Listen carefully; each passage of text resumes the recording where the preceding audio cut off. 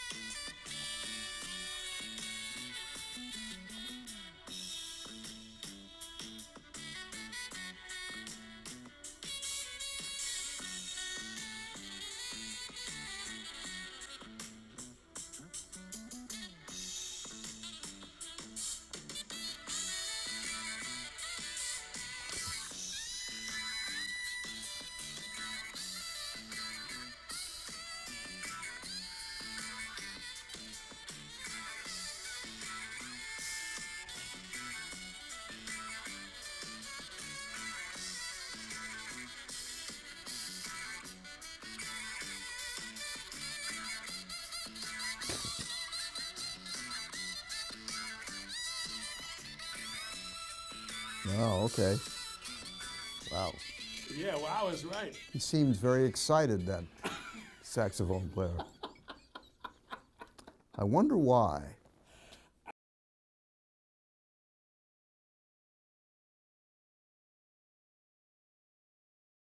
Oh, it was extraordinary. It opened up the whole idea that, you know, making an album could be a narrative. It could tell a story. And that it really imprinted itself on me, that you pace, you know, and you program an album so that it has a storyline, a clear storyline and an arc.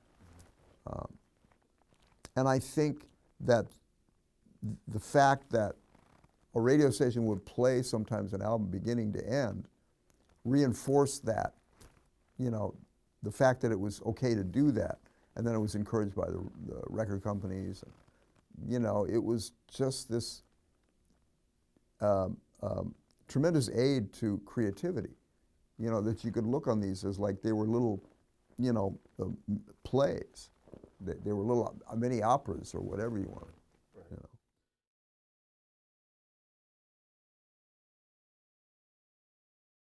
And I just remember everybody sitting around going, they were like, because they knew this record had to be great. Bruce knew it had to be great, I think. I think that's no secret. And he sweated over that record, and they toiled endlessly on that record. Clarence Clemens was already with him. Yeah, no, and I played some help, right? On 10th well, Avenue I played Freeze in a horn section, right, on a tune called 10th Avenue Freeze Out. I think we've heard of that. Yeah, yeah, but I never played. Well, later I played with Bruce. He was on the last David Letterman show from NBC, and he came on the show and played with the Paul Schaefer, the group there, and they called me in, and he did Glory Days, so I got a chance to play with him, and I've known him over the years, and he's actually the same guy. I don't think, you know, I don't think, at least to me, he seems like the same guy now that he was in 1973. First time I heard Ray Charles live, Wow. Kiel Auditorium. Yeah. Well, I met Michael up in Woodstock.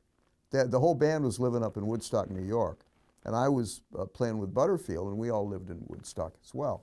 And so Michael and I and a few other guys would hang out, okay? And we just became friends, and one thing led to another. When I first moved to California, I went out there for a year to just change of scenery, and they were living out there all in the same house. They were renting a place in Malibu, right on the beach, and I didn't have a place to stay, so they let me stay there. And Real Rock Radio, KC 95.